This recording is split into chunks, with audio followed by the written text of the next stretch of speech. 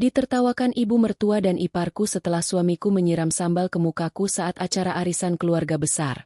Kubuat dia mati kutu setelah rahasia busuknya kubongkar.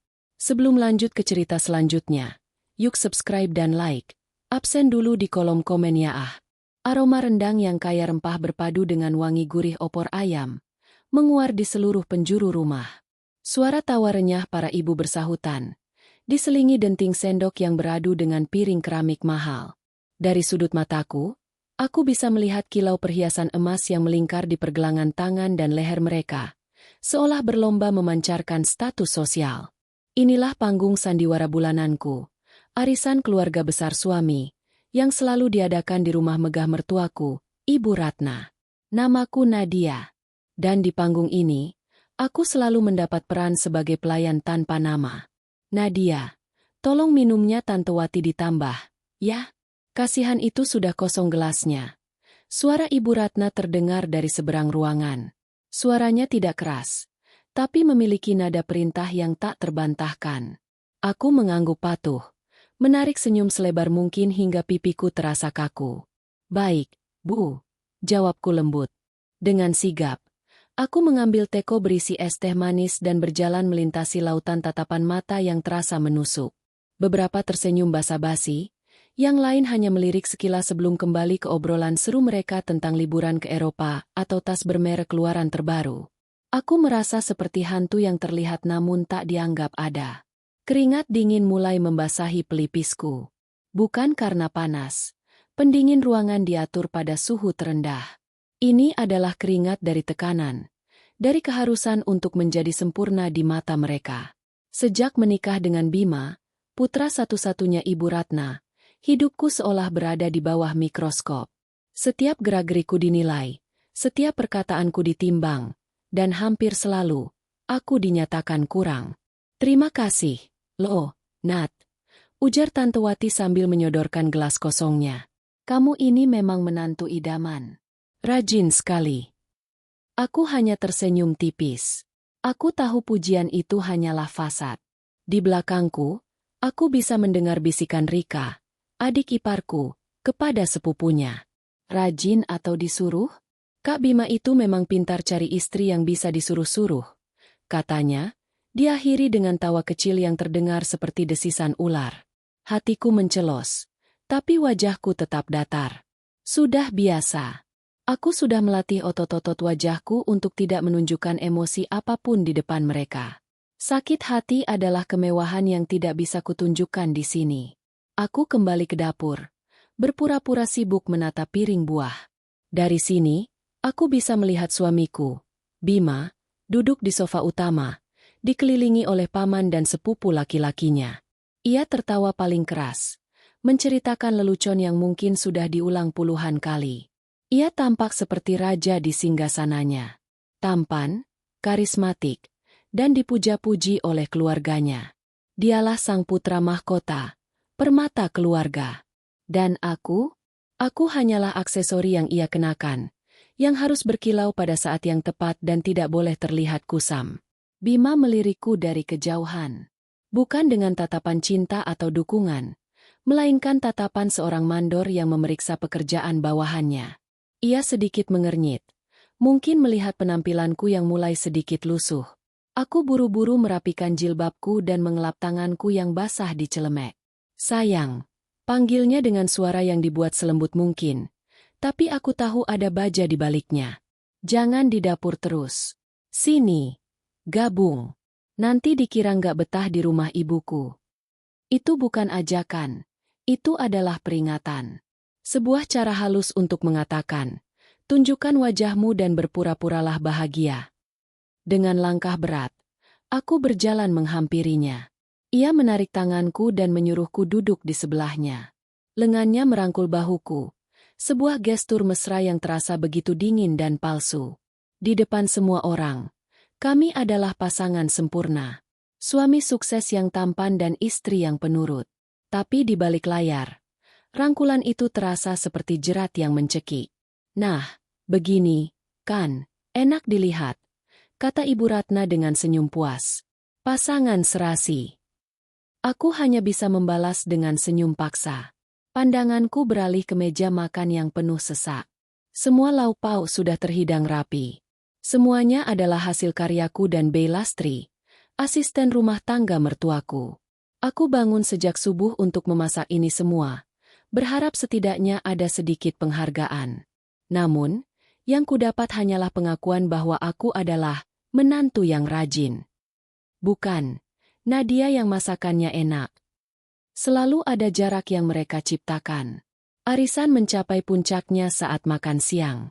Semua orang mengambil piring, memenuhi piring mereka dengan nasi dan aneka lauk.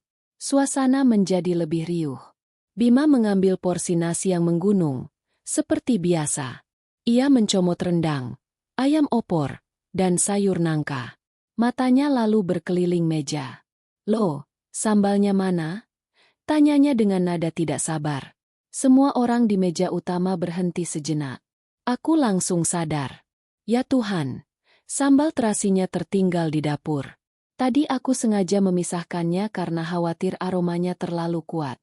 "Sebentar, Mas. Aku ambilkan," kataku, segera beranjak dari kursi. "Tadi, kan, sudah aku bilang, siapkan semua jangan ada yang kurang." Gerutunya cukup keras untuk didengar beberapa orang di dekat kami. "Gimana, sih?" Aku menelan ludah, mempercepat langkahku ke dapur. Tanganku sedikit gemetar saat menuangkan sambal terasi dari cobek ke dalam mangkuk kecil. Jantungku berdebar kencang. Ini adalah kesalahan kecil, sangat kecil. Tapi di keluarga ini, kesalahan kecilku bisa dibesar-besarkan menjadi sebuah drama kolosal. Aku kembali ke meja makan dengan mangkuk sambal di tangan. Aku berusaha terlihat tenang, meski di dalam hatiku badai sedang berkecamuk. "Ini, Mas, sambalnya," kataku sambil menyodorkan mangkuk itu. Bima sedang asyik berbicara dengan pamannya. Ia menoleh ke arahku dengan tatapan jengkel. "Lama sekali. Ambil sambal saja butuh waktu berapa lama?" sentaknya. Suaranya lebih keras dari yang kuperkirakan. Obrolan di sekitar kami mulai mereda. Beberapa pasang mata kini tertuju pada kami. Aku merasakan wajahku memanas. Malu, marah, dan sedih bergejolak menjadi satu. "Maaf, Mas. Edi." Sudah, banyak alasan," potongnya. Tangannya meraih mangkuk sambal dengan kasar. "Dasar lelet. Begini saja tidak becus." Kalimat itu diucapkan dengan nada tinggi di tengah keramaian, menusukku tepat di jantung. Rasanya lebih tajam dari pisau. "Hening." Denting sendok pun berhenti. Semua mata kini tertuju padaku, menungguku hancur. Aku bisa melihat senyum kemenangan yang tipis di bibir Rika dan anggukan kepala Ibu Ratna yang seolah berkata, "Lihat, kan? Menantu pilihanku memang tidak berguna." Aku berdiri mematung di sisi meja, memegang nampan kosong dengan erat. Ingin rasanya aku lenyap dari muka bumi saat itu juga. Di tengah panggung sandiwara yang megah ini, aku baru saja dipermalukan oleh sutradaranya sendiri, suamiku. Dan yang paling menyakitkan, aku tahu ini barulah babak pembuka dari drama yang jauh lebih buruk. Dunia seolah berhenti berputar. Hinaan Bima menggantung di udara, berat dan mematikan, seperti awan badai yang siap menumpahkan isinya. Aku hanya bisa berdiri terpaku. Mangkuk sambal masih ada di tanganku yang sedikit terulur. Nampan kosong yang tadi kugenggam erat kini terasa seperti perisai yang rapuh. Tak mampu melindungiku dari rentetan tatapan tajam yang menghujam dari segala arah. Aku berharap bumi terbelah dan menelanku bulat-bulat. "Mas," bisikku, lebih kepada diriku sendiri daripada kepadanya. Suaraku tercekat di tenggorokan. Bima mendengus. Ekspresinya dipenuhi kejengkelan yang dibuat-buat. Seolah aku adalah gangguan terbesar dalam hidupnya. Tangannya yang besar bergerak cepat, meraih mangkuk sambal dariku.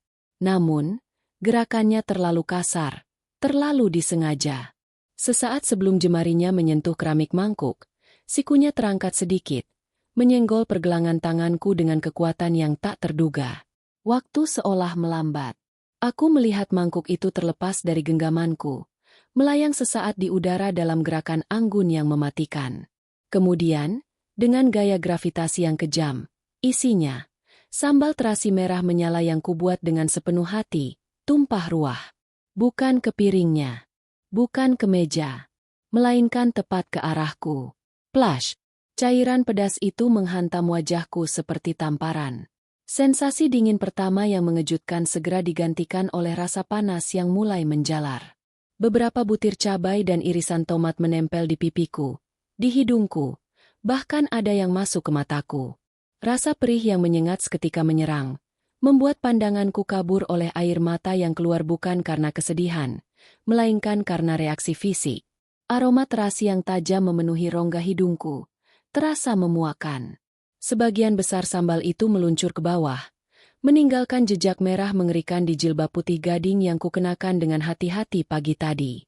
Noda-noda merah itu kemudian menyebar di gamis berwarna kremku, menciptakan lukisan abstrak kehancuran di atas kain yang seharusnya bersih tanpa celah.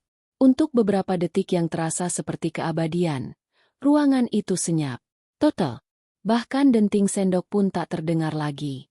Semua mata, tanpa terkecuali, kini tertuju padaku. Aku menjadi pusat perhatian, sebuah monumen tragedi kecil yang berdiri di tengah pesta.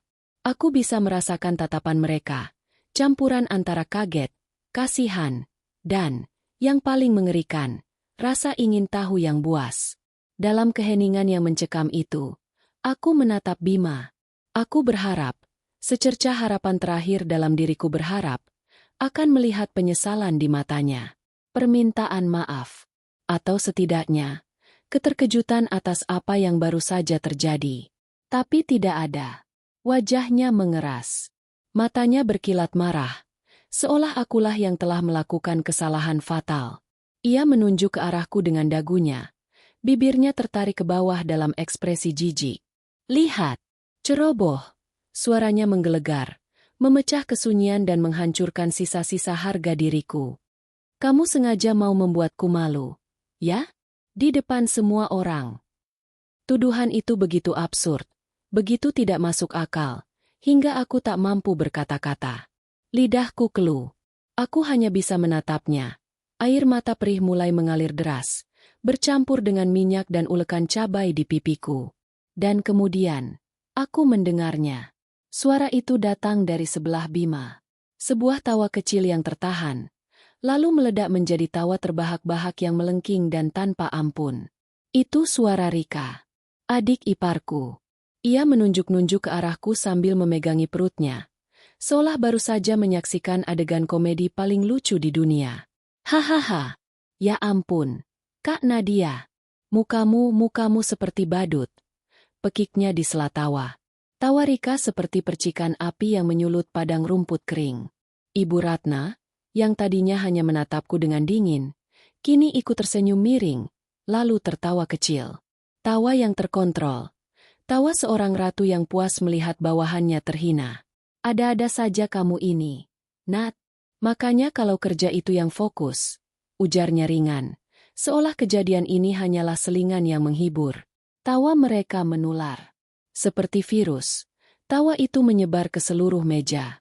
Beberapa sepupu, beberapa tante, bahkan beberapa paman yang tadinya hanya diam, kini mulai tersenyum, lalu tertawa kecil.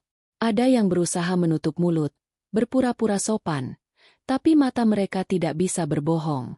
Mereka menikmati pertunjukan ini. Mereka menikmati kehancuranku. Setiap gelak tawa terasa seperti cambukan di punggungku. Setiap senyum sinis terasa seperti sayatan pisau di hatiku. Rasa perih di mataku karena sambal tidak ada apa-apanya dibandingkan dengan rasa sakit yang merobek-robek jiwaku. Dipermalukan itu menyakitkan. Tapi ditertawakan saat kau berada di titik terendahmu, oleh orang-orang yang seharusnya menjadi keluargamu, adalah sebuah penyiksaan. Aku berdiri mematung di sana, menjadi objek lelucon mereka. Gamisku kotor, wajahku berantakan, dan hatiku hancur berkeping-keping. Aku adalah badut di sirkus mereka. Aku adalah hiburan di panggung sandiwara mereka. Kesadaran itu menghantamku dengan keras. Aku tidak bisa berada di sini lebih lama lagi.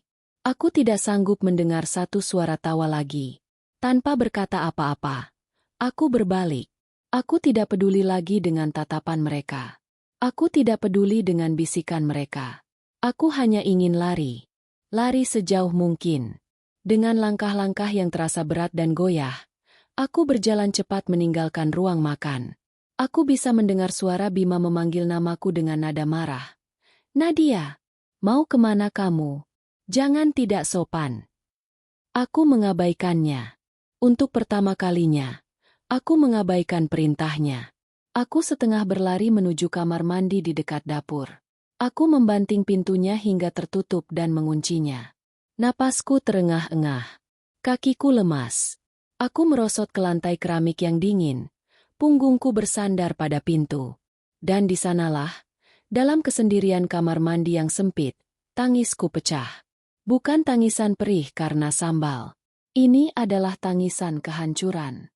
Tangisan seorang wanita yang harga dirinya telah diinjak-injak hingga tak bersisa. Gema tawa mereka masih terngiang-ngiang di telingaku.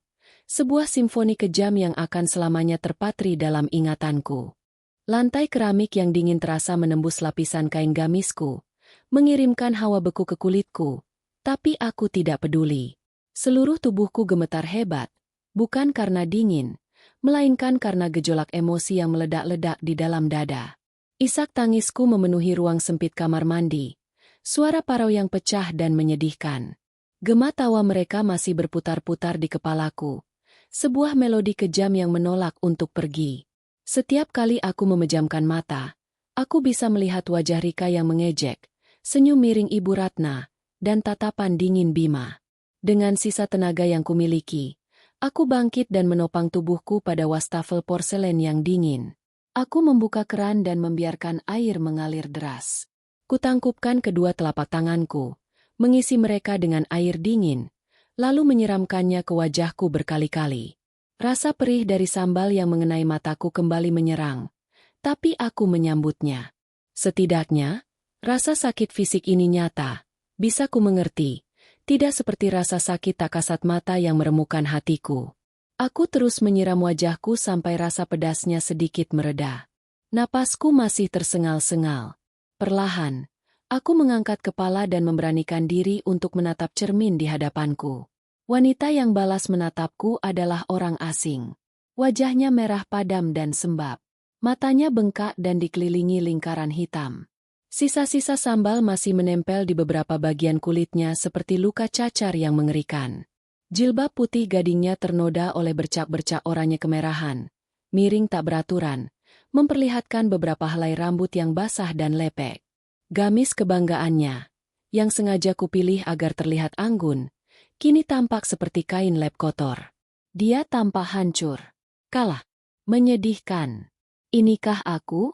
Inikah Nadia yang selama ini dikenal sabar, penurut, dan selalu tersenyum? Wanita di cermin ini adalah perwujudan dari semua penghinaan yang telah kuterima selama bertahun-tahun. Dia adalah simbol dari harga diri yang telah diinjak-injak hingga menjadi debu. Melihat pantulan diriku yang begitu hina, sesuatu di dalam diriku patah. Tapi anehnya, di saat bersamaan, sesuatu yang lain justru mengeras. Isak tangisku mulai mereda, berganti dengan napas yang lebih dalam dan teratur. Air mata yang tadi mengalir deras kini berhenti, seolah sumbernya telah mengering. Aku menatap lekat-lekat mata wanita di cermin itu.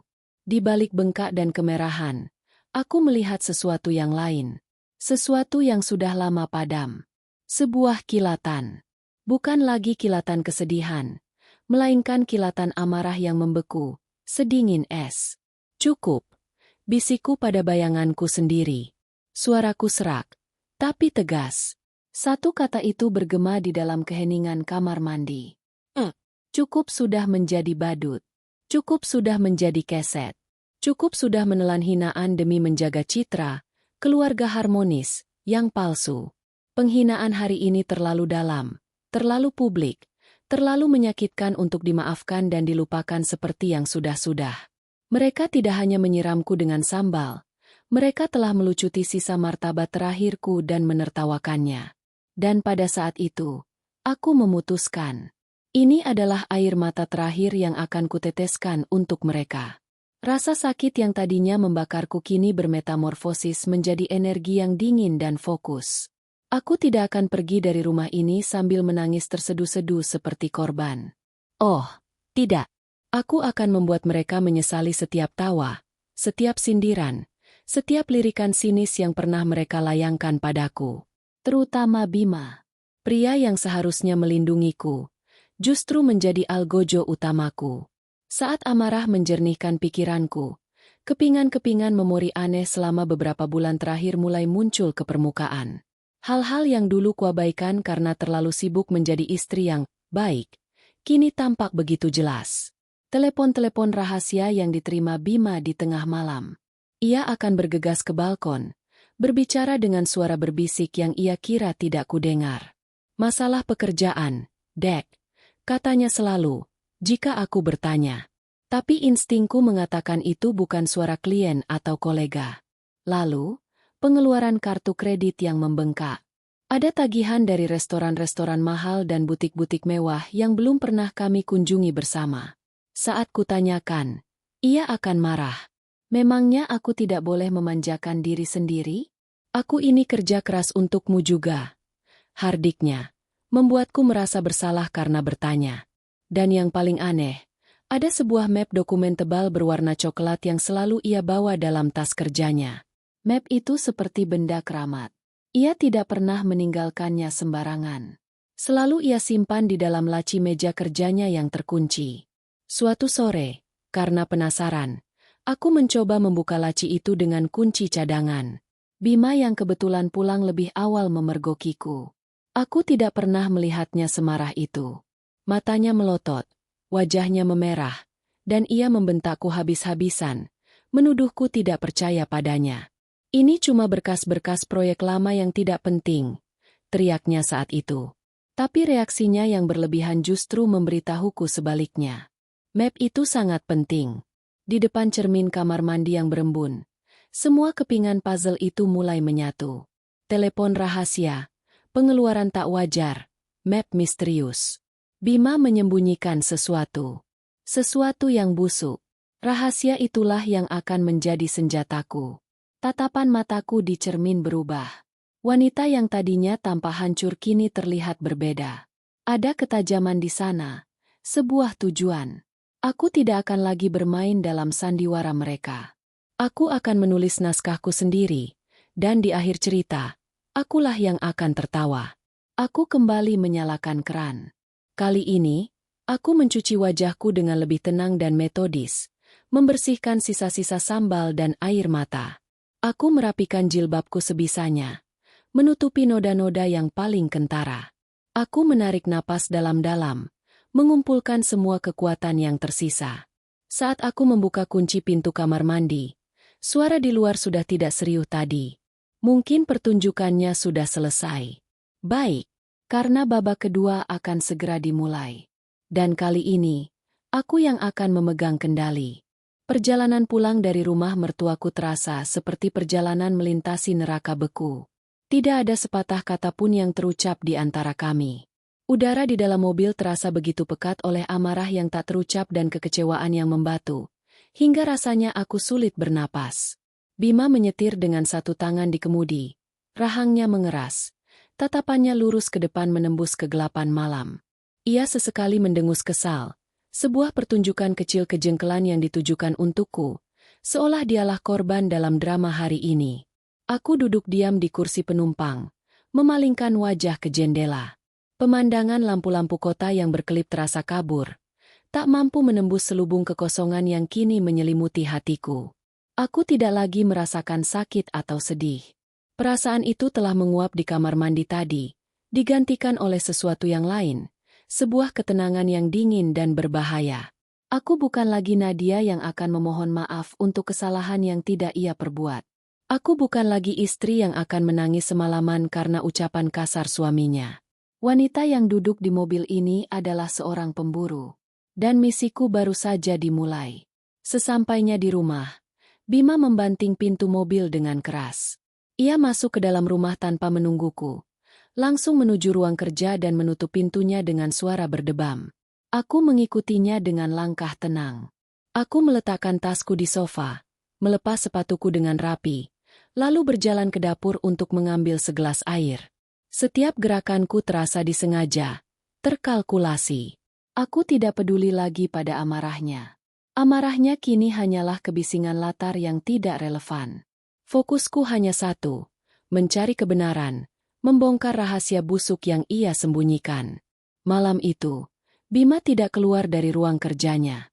Aku pun tidak berusaha untuk berbicara dengannya. Aku menyiapkan pakaian gantiku, membersihkan diri, lalu merebahkan tubuh di ranjang kami yang luas dan dingin. Aku tidak tidur. Aku menunggu. Aku mendengarkan setiap suara di rumah. Derit pintu, langkah kakinya yang gelisah di ruang kerja, suara gelas yang diletakkan dengan kasar di atas meja. Sekitar pukul 2 dini hari, aku mendengar suara pintu ruang kerja terbuka. Bima berjalan gontai menuju kamar tidur. Aroma alkohol yang samar tercium saat ia mendekat. Ia pasti menenggak minuman keras dari bar mini di ruang kerjanya untuk menenangkan diri. Ia melepaskan pakaiannya dengan asal, lalu menjatuhkan tubuhnya ke sisi ranjang yang lain dan dalam hitungan menit, dengkuran kasarnya mulai terdengar. Inilah saat yang kutunggu. Aku menunggu 15 menit lagi untuk memastikan ia benar-benar terlelap. Jantungku berdebar kencang, bukan karena takut, tapi karena antisipasi. Dengan gerakan sepelan mungkin, aku menyibakkan selimut dan turun dari ranjang. Aku berjinjit keluar dari kamar, menuju neraka pribadinya, ruang kerja. Pintu itu tidak dikunci. Di atas mejanya yang berantakan, laptop kerjanya tergeletak dalam mode tidur. Lampu indikatornya berkedip-kedip seperti detak jantung. Aku duduk di kursinya yang empuk, kursi tempat ia membangun semua kebohongannya. Aku membuka laptop itu. Layarnya menyala, menampilkan permintaan kata sandi. Tanganku sedikit gemetar. Apa kata sandinya? Aku mencoba tanggal lahirnya. Gagal. Tanggal pernikahan kami. Gagal. Namaku. Gagal. Aku menarik napas dalam-dalam, mencoba berpikir seperti Bima. Dia adalah pria yang arogan, yang menganggap dirinya pusat alam semesta. Kata sandinya pasti sesuatu yang berhubungan dengan kebanggaan dirinya. Aku mencoba kombinasi nama dan angka favoritnya. Bima Jaya 01. Klik. Desktopnya muncul. Aku berhasil masuk. Rasa kemenangan kecil menjalari diriku. Langkah pertama berhasil. Aku segera menggerakkan kursor, menjelajahi setiap folder. Sebagian besar berisi file-file pekerjaan yang membosankan. Laporan, presentasi, spreadsheet. Aku hampir putus asa ketika sebuah folder menarik perhatianku. Namanya, aset pribadi. Sangat khas Bima. Aku membukanya. Isinya membuat napasku tercekat. Ada beberapa subfolder di dalamnya. Yang pertama bernama, Kenangan Manis. Jantungku berdebar lebih kencang saat aku membukanya. Puluhan, bahkan mungkin ratusan file foto terpampang di sana. Dan itu bukan fotoku. Seorang wanita cantik tersenyum dari layar. Rambutnya panjang tergerai, pakaiannya modis, dan ia memancarkan kepercayaan diri yang menyilaukan. Di setiap foto, ada Bima di sampingnya. Mereka berpelukan di tepi pantai, makan malam romantis di restoran mewah, tertawa bersama di dalam mobil. Ekspresi Bima di foto-foto itu adalah ekspresi yang sudah bertahun-tahun tidak pernah kulihat. Ia terlihat benar-benar bahagia, lepas, dan penuh cinta. Bukan senyum palsu yang biasa ia tunjukkan padaku di depan keluarganya. Tanganku terkepal erat. Jadi, ini rahasianya. Telepon-telepon tengah malam itu untuknya. Restoran-restoran mahal itu bersamanya.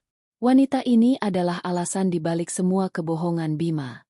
Amarah panas sempat menjalari diriku, tapi aku menekannya dengan paksa.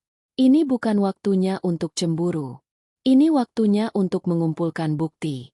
Dengan cepat, aku mencolokkan sebuah flash drive yang sudah kusiapkan ke port USB. Aku menyalin seluruh folder, Kenangan Manis, itu. Lalu, aku beralih ke folder kedua, yang bernama Investasi. Isinya bukan saham atau reksadana. Isinya adalah file-file PDF yang merupakan salinan bukti transfer bank. Mataku membelalak saat melihat angka-angka yang tertera. 20 juta. 50 juta. Bahkan ada satu transfer senilai 100 juta rupiah. Semua ditujukan ke satu nomor rekening yang sama, atas nama wanita yang ada di foto tadi. Tanggalnya bervariasi selama 6 bulan terakhir. Aku menghitung cepat dalam kepala. Totalnya mencapai hampir 500 miliar rupiah. Dari mana Bima mendapatkan uang sebanyak ini? Gaji direkturnya memang besar. Tapi tidak sebesar ini untuk dihambur-hamburkan begitu saja tanpa sepengetahuanku. Ini bukan lagi sekadar perselingkuhan. Ini adalah sesuatu yang jauh lebih besar dan lebih gelap. Kecurigaanku langsung tertuju pada map coklat misterius itu. Mungkinkah ada hubungannya? Uang ini pasti berasal dari suatu tempat. Aku menyalin seluruh folder investasi itu ke dalam flash drive. Setelah memastikan semua file tercopi dengan sempurna, aku mencabut flash drive itu dan menyembunyikannya di dalam sakuku. Dengan hati-hati, aku menghapus jejak aktivitasku, membersihkan riwayat file yang baru dibuka dan mengosongkan recycle bin. Aku menutup laptop dan membiarkannya kembali ke mode tidur, persis seperti saat aku menemukannya. Aku kembali ke kamar tidur dengan langkah tak bersuara. Bima masih mendengkur, tidak menyadari bahwa dunianya yang penuh kepalsuan baru saja kubobol. Aku berbaring di sampingnya, menatap langit-langit kamar yang gelap. Tubuhku tidak lagi gemetar. Pikiranku jernih dan tajam. Aku sudah mendapatkan jejaknya. Jejak pengkhianatan yang bau busuk. Tapi aku tahu ini baru permulaan. Foto dan bukti transfer ini adalah amunisi. Tapi aku butuh senjata pamungkas. Aku butuh isi dari map coklat itu. Dan aku akan mendapatkannya. Apapun caranya. Malam ini, perburuan telah resmi dimulai. Hari-hari berikutnya adalah permainan catur yang sunyi. Rumah kami yang megah berubah menjadi papan permainan raksasa, dan setiap langkah yang kuambil terasa penuh perhitungan. Bima, setelah amarahnya mereda, mencoba bersikap seolah tidak ada yang terjadi. Ia kembali menjadi suami yang berbicara seperlunya, melemparkan senyum tipis saat berpapasan, dan menganggap insiden sambal itu hanyalah ledakan emosi sesaat yang harus kulupakan. Ia tidak tahu, di balik wajah tenangku dan sikap penurut yang sengaja kutampilkan, aku adalah pemain yang berbeda. Aku bukan lagi bidak yang pasrah, melainkan seorang ratu yang sedang merencanakan skakmat. Aku mengubah diriku menjadi pengamat yang ulung. Aku mempelajari setiap rutinitas Bima dengan ketelitian seorang ilmuwan. Jam berapa ia berangkat kerja? Jam berapa ia pulang? Di mana ia meletakkan dompet dan ponselnya saat di rumah? Di mana ia menyimpan kunci-kuncinya? Laci meja kerjanya yang terkunci itu, yang kini aku tahu menyimpan rahasia yang jauh lebih kelam dari sekadar berkas proyek lama, menjadi pusat obsesiku. Aku harus membukanya. Kesempatan itu datang pada hari Sabtu, seminggu setelah acara arisan yang menghancurkan itu. Bima, dengan pakaian polo dan celana bahan yang necis, memberitahuku bahwa ia akan pergi bermain golf dengan klien penting. Mungkin sampai sore, katanya sambil menyisir rambutnya di depan cermin, melirikku sekilas. Kamu di rumah saja, tidak usah kemana-mana.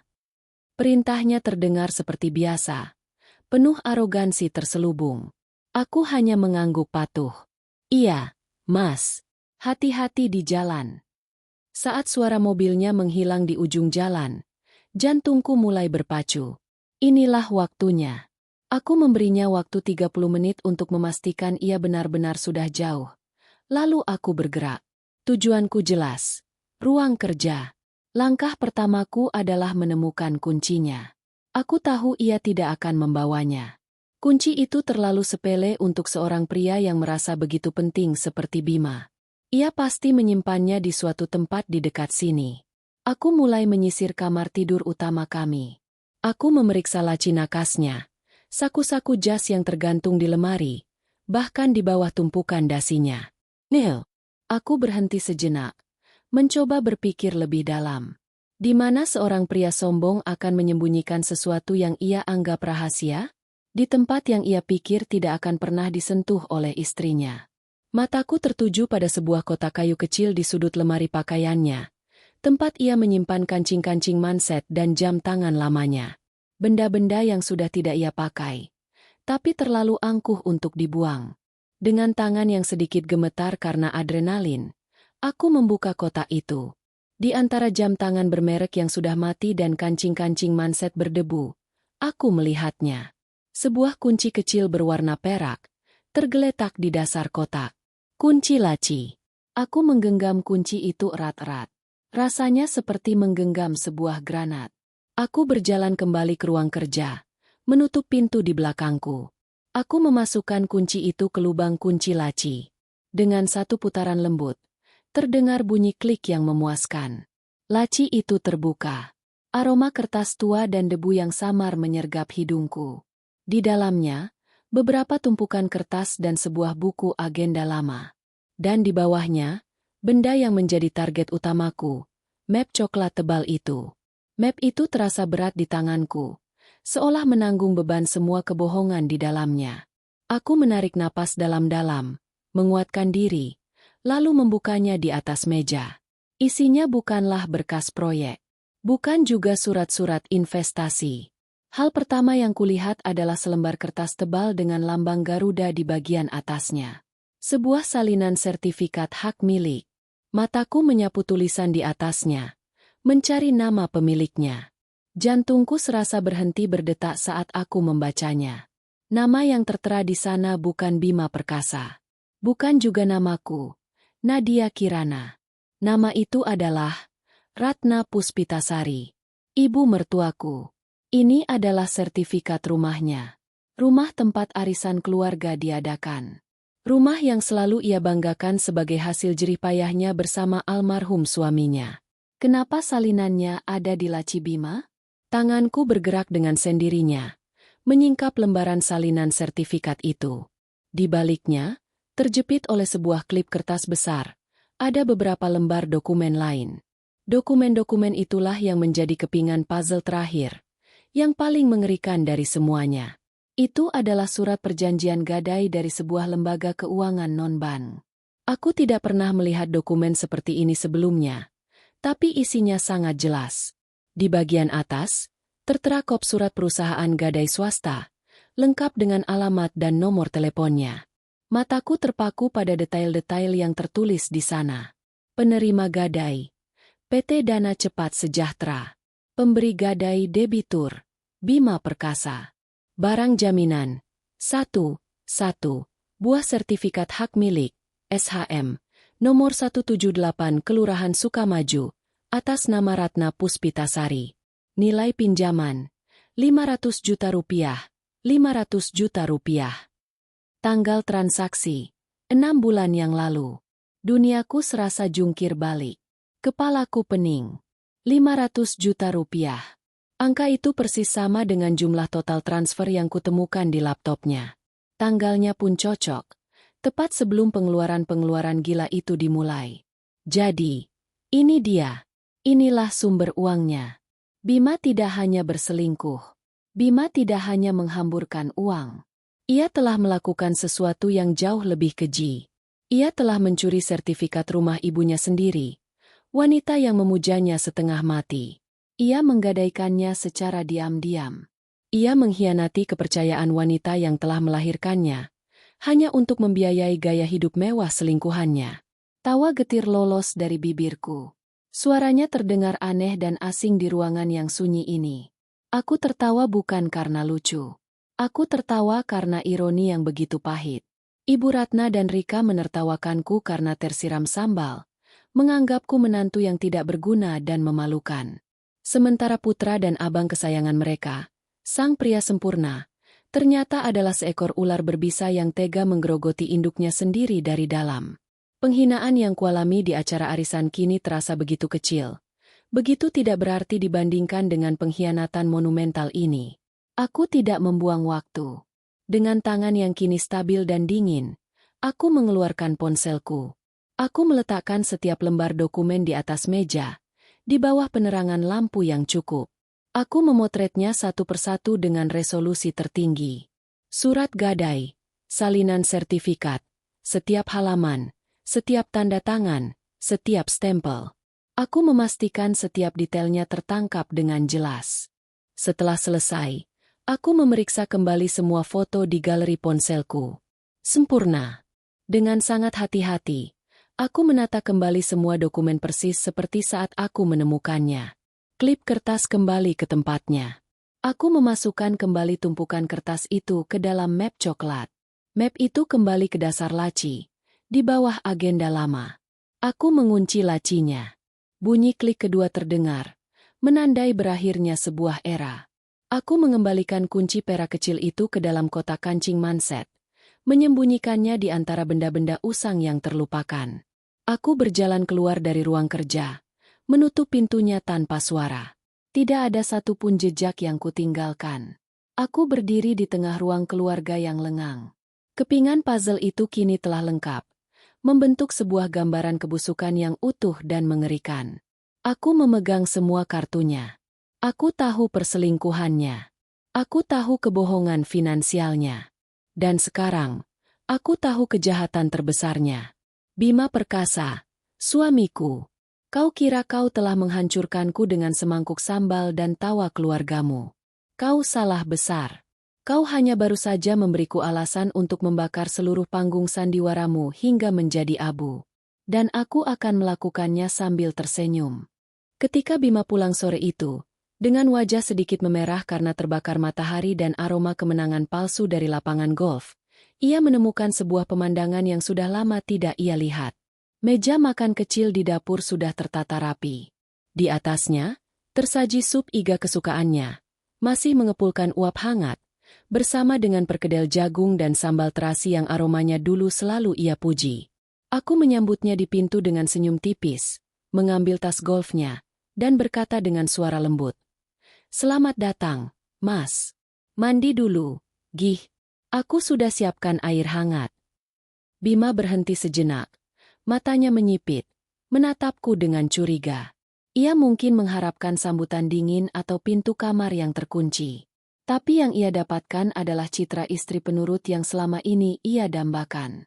Kecurigaannya perlahan luntur, digantikan oleh ekspresi puas dan angkuh.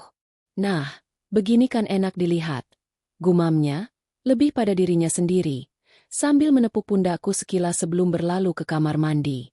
Aku menatap punggungnya yang menjauh. Senyum di bibirku tidak goyah sedikit pun. Di balik topeng ketenangan ini, hatiku sedingin es. Pertunjukan telah dimulai. Minggu berikutnya adalah sebuah mahakarya akting dari sisiku. Aku berubah menjadi istri impian dari buku manual manapun. Aku bangun lebih pagi, menyiapkan sarapannya tanpa celah. Aku mengiriminya pesan singkat di tengah hari, menanyakan apakah ia sudah makan siang. Aku menyambutnya di sore hari dengan senyum dan secangkir teh hangat. Aku tidak lagi menyinggung soal keuangannya, tidak lagi bertanya kemana ia pergi, dan tidak pernah sekalipun menunjukkan sisa-sisa kesedihan dari insiden arisan. Perubahan sikapku ini memiliki efek persis seperti yang kuharapkan. Bima, Ibu Ratna, dan Rika salah membacanya. Mereka tidak melihatnya sebagai ketenangan sebelum badai. Mereka melihatnya sebagai bendera putih tanda menyerah. Bima menjadi semakin sombong. Ia mulai meninggalkan ponselnya tergeletak di meja tanpa khawatir, seolah yakin aku tidak akan berani menyentuhnya lagi. Ia akan berbicara di telepon dengan nada mesra yang samar, lalu menatapku dengan tatapan menantang setelah menutupnya, seolah berkata, "Mau apa kau?" Aku hanya membalasnya dengan senyum dan menawarkan untuk membuatkannya kopi. Kepercayaan dirinya yang melambung tinggi membuatnya semakin ceroboh. Ibu Ratna pun menelepon beberapa kali, bukan untuk menanyakan kabarku, tentu saja, tapi untuk memeriksa kemajuan putranya dalam mendidik istrinya. Aku bisa mendengar suara Bima yang penuh kemenangan dari seberang ruangan. "Sudah jinak sekarang, Bu. Nadia sudah tahu posisinya." Sepertinya insiden sambal kemarin benar-benar memberinya pelajaran. Tawa puas ibunya terdengar bahkan dari kejauhan. Mereka mengira aku telah patah. Mereka pikir harga diriku sudah hancur lebur hingga aku pasrah menerima nasibku. Betapa salahnya mereka. Setiap kata-kata merendahkan yang kudengar, setiap tatapan remeh yang kuterima, hanya menjadi bahan bakar tambahan bagi api dingin yang menyala di dalam diriku. Di balik peranku sebagai istri yang patuh, aku bergerak dalam senyap. Pada hari Senin, saat Bima bekerja, aku pergi ke sebuah warung internet di pinggiran kota, jauh dari lingkungan kami. Di sana, di dalam bilik yang sempit dan remang, aku mencetak semua bukti yang kumiliki. Foto-foto mesra Bima dengan selingkuhannya kini tercetak jelas di atas kertas foto glossy. Bukti transfer bank dan, yang terpenting, surat perjanjian gadai sertifikat rumah Ibu Ratna, kini menjadi lembaran-lembaran fisik yang nyata. Aku memasukkan semua bukti itu ke dalam sebuah amplop coklat besar dan menyimpannya di tempat paling aman, di dasar tumpukan pakaian dalam di lemariku, tempat yang tidak akan pernah terpikirkan oleh Bima untuk memeriksa. Langkah keduaku adalah yang paling krusial. Aku mencari nama seorang pengacara wanita yang direkomendasikan oleh seorang teman lama. Namanya Bularas, terkenal tegas dan berpihak pada perempuan. Dengan sedikit gugup, aku meneleponnya dari telepon umum, menggunakan sisa uang koin yang kumiliki. Aku menceritakan garis besar masalahku, tanpa menyebut nama, hanya sebagai seorang istri yang menemukan bukti perselingkuhan dan penipuan finansial suaminya. Suara Bularas di seberang sana terdengar tenang dan profesional. "Semua bukti fisik sudah Anda amankan?" tanyanya. "Sudah, Bu. Foto, bukti transfer, dan surat gadai," jawabku. "Bagus sekali," katanya. "Itu lebih dari cukup. Langkah Anda selanjutnya adalah memutuskan apa yang Anda inginkan. Apakah perceraian, pembagian harta, atau bahkan tuntutan pidana atas penipuan dan penggelapan?" Tuntutan pidana. Kata-kata itu menggema di benakku. Ya, itu yang kuinginkan. Bukan hanya kebebasan, tapi juga keadilan. "Saya ingin semuanya, Bu," jawabku dengan suara mantap. "Baik. Amankan posisi Anda. Jangan lakukan apapun yang bisa dianggap sebagai provokasi. Terus kumpulkan bukti jika ada yang baru. Hubungi saya lagi jika Anda sudah siap untuk mengambil langkah hukum secara resmi." Percakapan singkat itu memberiku kekuatan yang luar biasa. Aku tidak sendirian. Ada jalan keluar, dan jalan itu dilindungi oleh hukum. Hari-hari berlalu. Aku terus memainkan peranku dengan sempurna, sambil diam-diam mempersiapkan jalan keluarku. Aku memilah barang-barang pribadiku yang paling penting, ijazah, akta lahir, paspor, dan beberapa perhiasan warisan ibuku, dan memasukkannya ke dalam sebuah tas ransel kecil yang kusembunyikan di bagian belakang lemari. Aku sudah siap. Aku hanya menunggu momen yang tepat untuk meledakkan bom ini. Dan momen itu harus sempurna. Tidak ditelepon, tidak melalui surat. Aku ingin melihat wajah mereka secara langsung saat dunia mereka runtuh. Pada hari Jumat malam, seminggu setelah aku menemukan surat gadai itu, aku memutuskan bahwa inilah saatnya. Bima sedang duduk santai di sofa, menonton televisi dengan kaki di atas meja. Aku mendekatinya, duduk di lantai di samping kakinya, sebuah gestur kerendahan hati yang sudah lama tidak kulakukan. "Mas," panggilku lembut. Ia menoleh, sedikit terkejut dengan kedekatanku. Aku menatapnya dengan ekspresi yang telah kulatih di depan cermin, campuran penyesalan dan permohonan. "Mas, aku sudah berpikir. Kejadian di rumah ibu minggu lalu. Aku yang salah. Aku ceroboh dan membuat Mas malu. Aku minta maaf." Bima tampak sangat senang mendengar pengakuanku.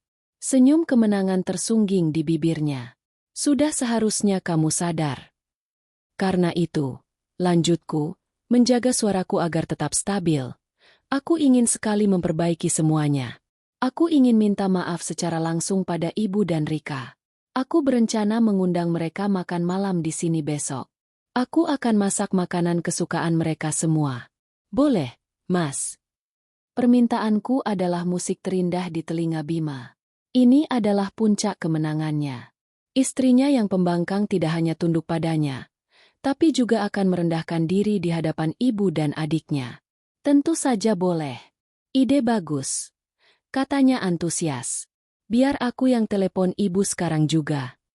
Ia meraih ponselnya dan dengan semangat menelepon ibunya, menceritakan rencanaku dengan bangga, seolah itu adalah idenya. Aku hanya duduk di sana, menunduk, menyembunyikan senyum tipis yang nyaris tak tertahankan di bibirku. Mereka akan datang. Mereka akan datang dengan angkuh, siap menerima permintaan maafku, siap memberiku ceramah panjang lebar. Mereka akan masuk ke dalam rumah ini sebagai pemenang. Mereka tidak tahu, mereka sebenarnya sedang berjalan memasuki sebuah panggung eksekusi. Dan aku, sang terhukum, adalah algojonya. Badai itu akan datang besok malam. Dan aku sudah siap memegangnya. Sabtu pagi datang dengan sinar matahari yang cerah. Seolah alam semesta tidak tahu badai macam apa yang akan pecah di bawah langitnya malam ini.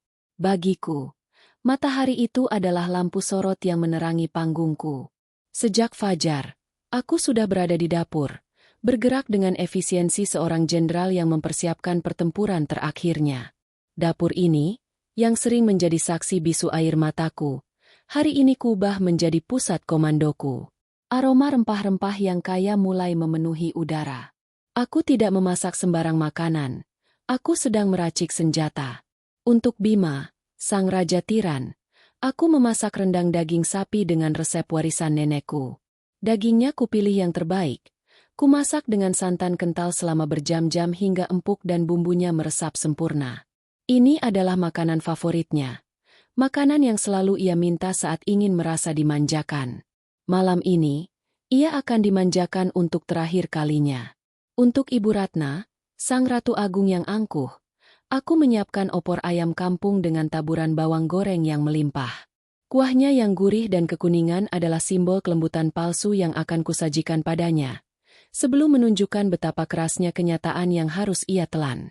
Dan untuk Rika, sang putri sinis yang lidahnya setajam silet, aku membuat udang saus Padang. Rasa pedas, manis, dan asam yang meledak-ledak di mulut adalah cerminan dari kata-kata menyakitkan yang sering ia lontarkan padaku. Malam ini, biarlah lidahnya merasakan sensasi yang sepadan. Aku menata semuanya di meja makan dengan sangat teliti. Piring-piring porselen terbaik yang biasanya hanya keluar saat lebaran, kini kugunakan. Gelas-gelas kristal berkilauan di bawah cahaya lampu. Aku bahkan meletakkan sebuah vas kecil berisi bunga sedap malam di tengah meja, menyebarkan aroma wangi yang manis namun samar-samar mengingatkan pada suasana duka. Semuanya harus sempurna. Panggung eksekusi ini harus terlihat seindah mungkin. Pukul 7 malam, bel pintu berbunyi. Tepat waktu. Aku merapikan daster rumahanku yang sengaja kupakai. Daster sederhana yang membuatku terlihat jinak dan tidak berdaya. Lalu berjalan untuk membuka pintu. Di sanalah mereka berdiri, trio antagonis dalam hidupku. Tampak seperti keluarga kerajaan yang datang untuk mengunjungi rakyat jelata. Ibu Ratna mengenakan gamis sutra berwarna marun yang mewah. Kerudungnya dihiasi bros emas besar. Rika memakai blus satin dan celana kulot yang modis. Riasannya tebal dan tanpa celah. Dan Bima, berdiri di antara mereka, membusungkan dada dengan kemeja batik sutra lengan panjangnya. Ia tersenyum lebar. Senyum seorang pemilik sirkus yang bangga dengan binatangnya yang paling patuh. Nah, ini dia istriku yang sudah sadar, kata Bima dengan suara keras, merangkul bahuku dengan canggung. Lihat, Bu, Rika, Nadia sudah siapkan semuanya. Ibu Ratna hanya menatapku dari atas ke bawah dengan tatapan menilai. Lalu melengos masuk tanpa sepatah kata.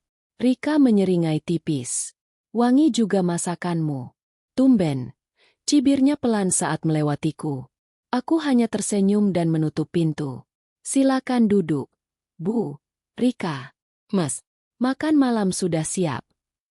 Mereka mengambil tempat duduk mereka dengan angkuh. Bima di kepala meja. Tentu saja. Ibu Ratna dan Rika di sisinya. Seperti dua penasihat setianya. Aku mengambil posisi di seberang mereka. Posisi seorang terdakwa. Makan malam dimulai. Aku melayani mereka satu persatu, mengambilkan nasi, menyendokkan rendang untuk Bima, opor untuk Ibu Ratna, dan udang untuk Rika. Awalnya, suasana terasa canggung. Mereka makan dalam diam, terlalu sibuk menikmati hidangan lezat yang kumasak dengan sepenuh hati yang dipenuhi rencana pembalasan. Rendangnya enak, kata Bima, memecah kesunyian. Sudah lama kamu tidak masak seenak ini. Itulah pemicunya. Pintu air seolah terbuka. Ya jelas saja enak, sahut Ibu Ratna sambil meletakkan sendoknya. Ia menatapku tajam. Kalau seorang istri memasak dengan niat tulus untuk melayani suaminya, Pasti hasilnya beda. Selama ini pikiranmu itu kemana-mana, Nadia. Makanya masak saja tidak pernah benar. Wanita itu kodratnya di dapur, melayani suami dan anak. Kalau itu saja kamu tidak bisa, apa gunanya jadi perempuan? Aku hanya menunduk, memainkan sendok di tanganku. Iya, Bu. Nadia minta maaf. Minta maaf saja tidak cukup. Timpal Rika dengan mulut penuh udang. Harus diubah sikapnya. Jadi istri itu jangan ceroboh. Kayak kemarin itu. Loh, Mbak, malu-maluin. Tahu nggak? Semua saudara lihat. Mas Bima kan jadi ikut kena getahnya. Punya istri kok begitu. Betul kata adikmu. Bima menimpali. Mengunyah daging rendangnya dengan nikmat. Aku ini punya posisi. Punya nama baik di keluarga besar. Sikapmu itu mencerminkan aku. Kalau kamu bertingkah aneh, orang akan berpikir aku tidak bisa mendidik istri. Kamu harusnya bersyukur punya suami seperti aku. Sabar menghadapi kamu. Ceramah itu terus berlanjut. Mereka bergantian menyerangku dari segala arah. Seperti sekawanan serigala yang mengeroyok mangsanya yang sudah tak berdaya. Mereka mengkritik caraku bergaul, caraku berpakaian, bahkan caraku berbicara yang mereka anggap kurang sopan. Setiap kalimat adalah tusukan. Setiap kata adalah hinaan. Dan selama itu, aku hanya diam. Aku membiarkan mereka mengeluarkan semua racun di dalam diri mereka. Aku membiarkan mereka menikmati momen kemenangan ini sepuasnya. Aku menatap wajah mereka satu persatu. Wajah Ibu Ratna yang penuh kebanggaan pada putranya. Wajah Rika yang bersinar karena kepuasan bisa merendahkanku. Dan wajah Bima, yang begitu sombong dan merasa berkuasa. Aku merekam ekspresi mereka dalam benakku. Aku ingin mengingatnya baik-baik. Karena sebentar lagi, ekspresi itu akan lenyap selamanya, digantikan oleh sesuatu yang jauh lebih buruk. Aku terus melayani mereka. Saat gelas Ibu Ratna kosong, aku mengisinya. Saat piring Bima mulai berkurang, aku menawarkan untuk menambah nasinya. Sikapku yang begitu tenang dan melayani membuat mereka semakin menjadi-jadi. Mereka mengira keheninganku adalah tanda kekalahan. Padahal, itu adalah keheningan seorang pemburu yang menunggu mangsanya masuk lebih dalam ke dalam perangkap. Setelah hidangan utama habis dan hanya tersisa piring-piring kotor, Ibu Ratna bersandar di kursinya, menghela napas puas. Nah, Ibu harap, setelah ini kamu benar-benar berubah ya, Nadia. Jaga nama baik suamimu. Jangan sampai kejadian memalukan seperti kemarin terulang lagi. Aku mengangkat wajahku dari piring, menatap mereka semua. Senyum lembut yang sejak tadi kupasang di wajahku perlahan memudar, digantikan oleh ekspresi datar yang dingin. Aku meletakkan sendok dan garpuku dengan perlahan, menimbulkan bunyi denting pelan yang entah kenapa terasa begitu keras di ruangan yang mendadak hening itu. Mereka berhenti berbicara. Menatapku dengan heran, merasakan pergeseran atmosfer yang tiba-tiba. Aku menarik napas dalam-dalam. Pertunjukan pembuka sudah selesai. Tirai untuk babak utama akan segera kusibak. Terima kasih atas semua nasihatnya, Bu, Rika, Mas. Aku memulai. Suaraku terdengar sangat jelas dan tenang. Nadia memang banyak sekali salah. Tapi malam ini, Nadia sadar. Ternyata bukan hanya Nadia yang punya salah. Mas Bima juga. Kata-kataku jatuh ke tengah keheningan meja makan seperti sebutir batu ke dalam danau yang tenang, menciptakan riak-riak ketegangan yang seketika merambat ke setiap sudut ruangan. Selama beberapa detik, tidak ada yang bergerak. Bunga sedap malam di tengah meja seolah menyebarkan aroma yang lebih pekat, lebih berat. Bima adalah yang pertama memecah keheningan. Ia tertawa. Tetapi suara tawanya terdengar kering dan dipaksakan. Salah? Aku punya salah apa? Tanyanya dengan nada meremehkan. Menatapku seolah aku adalah anak kecil yang sedang mengarang cerita. Nadia, kamu ini jangan mulai mengada-ada hanya karena tidak mau disalahkan. Sudahlah, akui saja kesalahanmu. Justru karena Mas Bima tidak pernah merasa salah, makanya Nadia harus menyadarkan, sahutku. Suaraku tetap datar, tanpa emosi, yang entah kenapa justru membuat mereka semakin tidak nyaman. Menyadarkan apa? Rika menyahut sinis. Seringai andalannya kembali menghiasi bibir. Menyadarkan kalau Mbak Nadia itu istri yang tidak tahu berterima kasih? Kami semua juga sudah sadar. Kok? Aku mengabaikan Rika. Tatapanku lurus tertuju pada Bima. Aku tidak berdebat, tidak membantah dengan kata-kata. Di samping kursiku, di atas sebuah meja kecil, tergeletak sebuah amplop coklat besar yang sejak tadi menunggu perannya. Dengan gerakan yang tenang dan terukur, aku meraih amplop itu. Tangan mereka bertiga mengikuti gerakanku. Mata mereka dipenuhi rasa ingin tahu yang bercampur waspada. Aku membuka pengait amplop itu. Suara sobekan kertas perekatnya terdengar nyaring di ruangan yang sunyi. Benda pertama yang kukeluarkan adalah setumpuk kertas foto mengilap. Aku memegangnya sejenak, lalu dengan gerakan perlahan, aku menyebarkannya di tengah meja makan, di antara piring-piring kotor sisa rendang dan opor. Bom pertama telah diluncurkan. Foto-foto itu mendarat dengan wajah menghadap ke atas. Foto pertama. Bima sedang tertawa lepas sambil merangkul seorang wanita muda yang cantik di sebuah kafe mewah. Tangan wanita itu melingkar mesra di pinggangnya. Foto kedua. Mereka berdua di pantai. Wanita itu mengenakan bikini, dan Bima mencium pipinya dengan latar belakang matahari terbenam. Foto ketiga, keempat, kelima. Setiap foto adalah adegan pengkhianatan yang berbeda, senyum yang berbeda, kemesraan yang berbeda. Seketika, udara di dalam ruangan terasa seperti tersedot habis. Seringai di wajah Rika membeku, lalu luntur total, digantikan oleh mulut yang sedikit ternganga. Ibu Ratna mengerjapkan matanya, seolah tidak percaya dengan apa yang ia lihat. Ia mencondongkan tubuhnya ke depan, matanya yang mulai rabun menyipit untuk memastikan.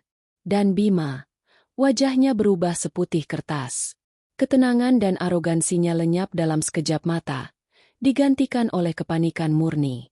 Matanya melesat liar dari satu foto ke foto lainnya. Lalu ke wajahku. Nana dia, apa-apaan ini? Dari mana kamu dapat ini? Suaranya tergagap. Ia mengulurkan tangannya, mencoba meraih dan merampas foto-foto itu dari atas meja. Namun, tanganku lebih cepat. Aku menekan tumpukan foto itu dengan telapak tanganku. Kenapa, Mas? Tanyaku. Suaraku masih terdengar dingin. Malu kalau ibu dan Rika lihat? Bukankah Mas suami yang sempurna? Pria yang punya nama baik di keluarga besar. Aku mengutip kata-katanya sendiri, dan itu terasa seperti menampar wajahnya. Perempuan ular. Pasti dia yang menjebakmu, Bima.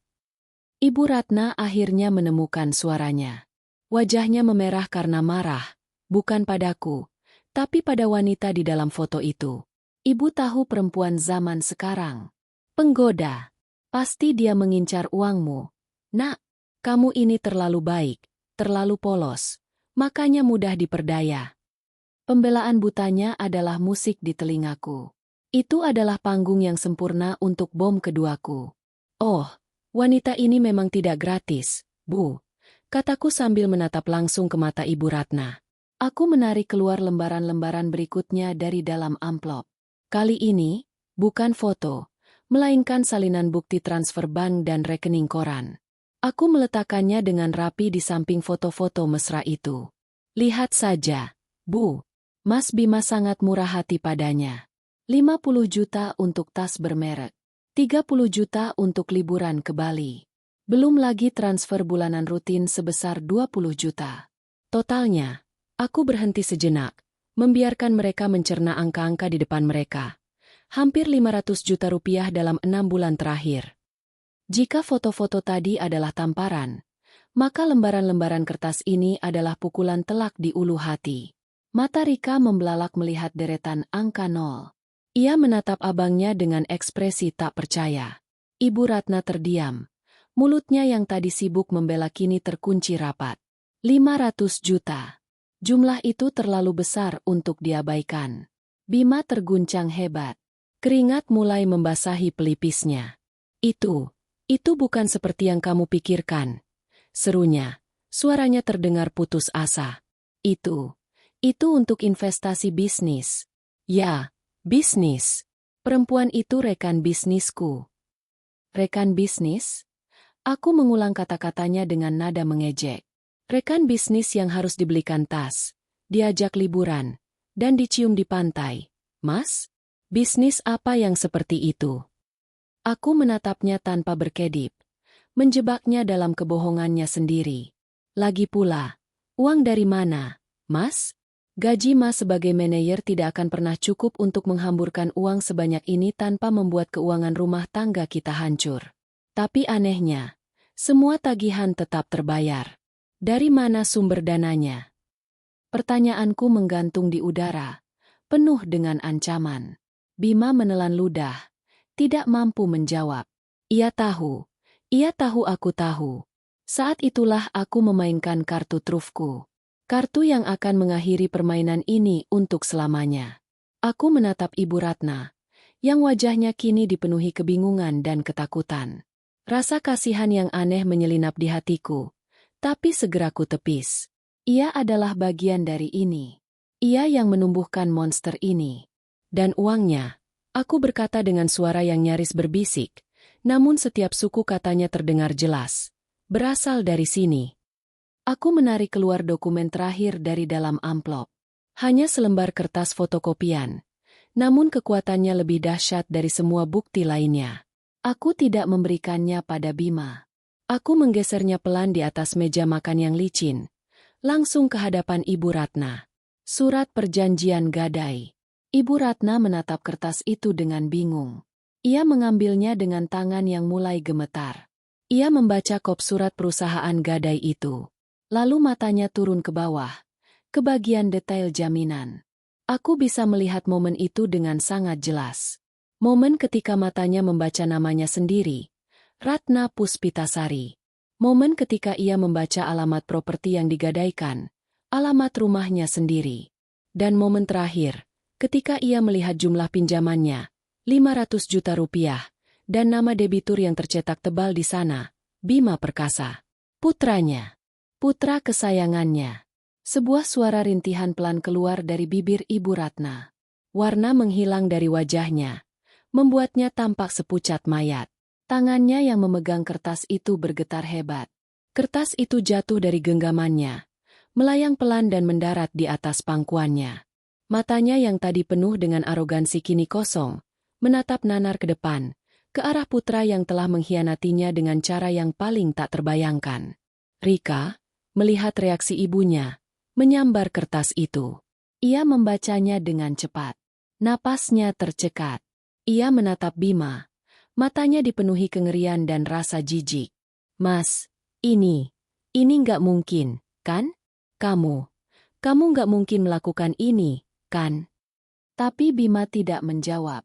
Ia hanya duduk di sana, membeku di kursinya. Pucat, berkeringat, dan benar-benar kalah. Semua kebohongan, semua kesombongan, semua topengnya telah kulucuti habis-habisan. Ia benar-benar mati kutu. Meja makan yang tadi dipenuhi gelak tawa dan ceramah kini diselimuti oleh sunyi yang memekakan telinga. Hanya terdengar isak tangis tertahan dari Ibu Ratna. Tawa mereka yang dulu menghinaku kini telah sirna, digantikan oleh kebenaran pahit yang kutaruh di atas meja makan, tepat di samping sisa-sisa pesta kecil mereka. Waktu seolah berhenti berdetak. Detik jam dinding di ruang tamu yang biasanya tidak terdengar kini terasa seperti dentuman palu godam yang menghantam keheningan.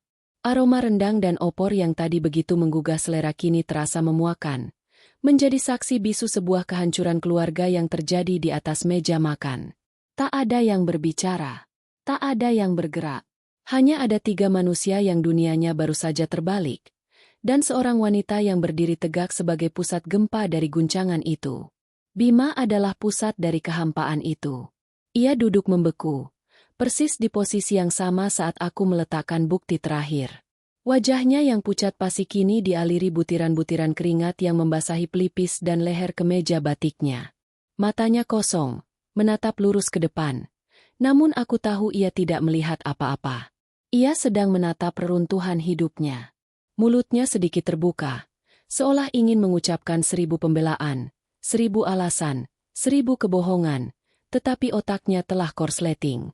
Tidak ada sinyal yang sampai ke bibirnya. Ia benar-benar telah mati. Bukan fisiknya, tetapi karakternya, arogansinya, superioritasnya. Semua yang membentuk sosok Bima Perkasa telah lenyap dalam sekejap, menyisakan cangkang kosong seorang pria pengecut yang tertangkap basah. Di sebelah kanannya, Ibu Ratna adalah perwujudan dari patah hati yang paling dalam. Bukan tangisan histeris yang keluar darinya, melainkan isakan-isakan kecil yang menyayat hati. Bahunya berguncang hebat, tangannya terkepal di atas pangkuan, meremas gamis sutranya hingga kusut. Ia tidak lagi menatap bukti-bukti di atas meja. Ia menatap putranya. Putra tunggal yang selalu ia banggakan, yang ia puja setinggi langit, yang ia anggap sebagai mahakarya terbaik dalam hidupnya. Kini, tatapan itu bukan lagi tatapan cinta seorang ibu. Itu adalah tatapan seorang asing yang penuh dengan kengerian dan ketidakpercayaan. Bagaimana bisa darah dagingnya sendiri melakukan ini padanya? Menikamnya dari belakang dengan belati paling tajam. Pengkhianatan. Rumah yang menjadi simbol harga dirinya, kebanggaannya selama puluhan tahun, kini menjadi jaminan atas dosa-dosa putranya. Sementara itu, Rika, sang putri sinis, kini bungkam 1000 bahasa. Lidahnya yang tajam seolah telah dipotong. Ia menatap abangnya dengan campuran rasa jijik dan ngeri.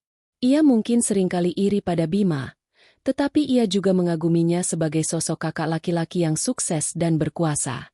Fondasi kekaguman itu kini telah hancur berkeping-keping. Ia melihat Bima bukan lagi sebagai pahlawan keluarga, melainkan seorang penipu, seorang pencuri, seorang pengkhianat. Dan yang lebih buruk, ia adalah kaki tangan dari semua sandiwara ini. Ia ikut menertawakan Nadia, ikut merendahkannya, hanya untuk melindungi citra palsu abangnya. Rasa malu yang panas kini menjalari pipinya. Dan aku hanya berdiri di sana, mengamati mereka. Anehnya, tidak ada rasa kemenangan yang meluap-luap. Yang ada hanyalah rasa lega yang dingin dan hampa. Beban yang selama bertahun-tahun menghimpit dadaku kini telah terangkat. Aku melihat mereka, dan aku teringat kembali pada sore itu, di acara arisan. Aku bisa mendengar lagi dengan jelas gema tawa mereka saat wajahku terasa panas oleh sambal. Tawa Ibu Ratna yang melengking, tawa Rika yang mengejek, dan senyum puas Bima. Saat itu, tawa mereka terdengar begitu kuat, begitu menghancurkan. Tapi sekarang, di tengah keheningan ini, ingatan akan tawa itu terdengar begitu rapuh dan menyedihkan. Itu adalah tawa orang-orang yang membangun kebahagiaan mereka di atas penderitaan orang lain, tidak sadar bahwa fondasi mereka sendiri terbuat dari kebohongan yang siap runtuh kapan saja. Keheningan itu akhirnya pecah oleh suara serak Ibu Ratna. Ia tidak berteriak. Ia hanya berbisik, sebuah bisikan yang lebih menusuk daripada jeritan manapun. Kenapa, Bima? Hanya 2 kata itu. Tapi di dalamnya terkandung sejuta pertanyaan. Kenapa kamu mengkhianati ibumu? Kenapa kamu mencuri milik ibumu? Kenapa kamu menjadi orang seperti ini? Bima tersentak mendengar suara ibunya. Ia menoleh perlahan, seperti mesin tua yang berkarat. Ia menatap ibunya, dan untuk pertama kalinya, aku melihat air mata menggenang di pelupuk matanya. Tapi itu bukan air mata penyesalan. Itu adalah air mata seorang pecundang yang ketahuan. Bu, aku bisa jelaskan. Bibirnya bergetar. Akhirnya berhasil mengeluarkan suara, meskipun terdengar parau. Jelaskan apa lagi? Rika tiba-tiba meledak. Suaranya bergetar karena marah. Jelaskan kalau kamu menggadaikan rumah ibu kita untuk perempuan itu. Jelaskan kalau kamu sudah menipu kami semua. Apa lagi yang mau kamu jelaskan, Mas? Pertengkaran keluarga itu akan dimulai. Saling tuding, tangisan, dan penyesalan. Tapi aku tidak akan menjadi bagian dari itu lagi. Ini bukan lagi panggungku. Tugasku di sini sudah selesai. Dengan gerakan perlahan, aku menarik kursiku ke belakang. Suara decitan kaki kursi di lantai keramik terdengar begitu keras, membuat mereka bertiga menoleh serempak ke arahku. Wajah mereka kini menatapku dengan ekspresi yang berbeda. Bukan lagi tatapan meremehkan, tetapi tatapan ngeri. Seolah aku adalah hantu yang datang membawa malapetaka. Aku berdiri, merapikan dasternya yang sederhana. Aku menatap mereka satu persatu untuk terakhir kalinya. Mataku bertemu dengan mata Ibu Ratna yang basah. Penghinaan yang saya terima di acara arisan. Aku berkata dengan suara yang tenang dan mantap, setiap katanya kuucapkan dengan jelas. Tidak sebanding dengan pengkhianatan yang kalian terima dari putra kesayangan ibu. Aku tidak perlu berteriak. Kata-kataku yang dingin sudah cukup untuk menjadi vonis akhir. Aku membiarkan kalimat itu menggantung di udara, menjadi epitaf bagi keluarga yang telah hancur oleh keangkuhan mereka sendiri. Aku tidak menunggu jawaban. Tidak ada lagi yang perlu dikatakan. Aku berbalik, meninggalkan mereka yang masih mematung di meja makan, dikelilingi oleh bukti-bukti dosa mereka. Aku berjalan menjauh dari ruang makan itu, setiap langkah terasa ringan, seolah aku baru saja melepaskan rantai berat yang selama ini membelenggu kakiku. Pertunjukan sudah berakhir. Dan aku adalah satu-satunya yang akan berjalan keluar dari teater ini sebagai pemenang. Langkahku menjauh dari ruang makan tidak goyah sedikit pun. Aku tidak menoleh ke belakang. Aku tidak perlu melihat kehancuran mereka lebih lama lagi. Gambaran wajah-wajah mereka yang pucat dan membeku sudah terpatri permanen dalam benakku sebagai penutup dari sebuah babak hidup yang kelam. Suara isak tangis Ibu Ratna dan gumaman tak jelas Rika yang mencoba menenangkannya menjadi musik pengiringku. Sebuah sonata kesedihan yang ironisnya terdengar begitu merdu di telingaku. Koridor menuju kamar tidur kami terasa lebih panjang dari biasanya. Setiap langkah di atas lantai keramik yang dingin adalah sebuah hitungan mundur menuju kebebasanku. Dinding-dinding rumah ini, yang dulu terasa seperti penjara yang megah, kini hanyalah saksi bisu yang akan kutinggalkan. Foto pernikahan kami yang tergantung di dinding, foto di mana kami berdua tersenyum palsu ke arah kamera, kini terlihat seperti sebuah lelucon yang garing. Aku bahkan tidak sudi meliriknya. Aku membuka pintu kamar tidur kami. Di dalamnya, semuanya masih sama. Sprei tempat tidur masih rapi seperti saat aku meninggalkannya pagi tadi. Aroma parfum Bima yang biasanya membuatku mual, kini terasa asing, seolah milik orang lain. Di sudut ruangan, di samping lemari pakaian, berdiri sebuah koper berwarna biru tua. Koper itu tidak besar, hanya cukup untuk membawa beberapa helai pakaian, dokumen-dokumen penting, dan sedikit sisa harga diri yang berhasil kuselamatkan. Aku sudah menyiapkannya sejak 2 hari yang lalu, setelah aku menemukan bukti terakhir. Saat itu, aku tahu tidak akan ada jalan untuk kembali. Aku menarik gagang koper itu. Roda-rodanya berputar mulus di atas lantai, nyaris tanpa suara. Aku berhenti sejenak di depan cermin rias. Aku menatap pantulan diriku. Seorang wanita dengan daster sederhana, wajah tanpa riasan, dan mata yang terlihat lelah namun menyiratkan kilat baja. Ini adalah aku yang sebenarnya. Bukan boneka porselen yang harus selalu tersenyum, bukan menantu patuh yang harus selalu menunduk, dan bukan istri tak berdaya yang bisa dihina sesuka hati. Aku tersenyum pada pantulan diriku di cermin.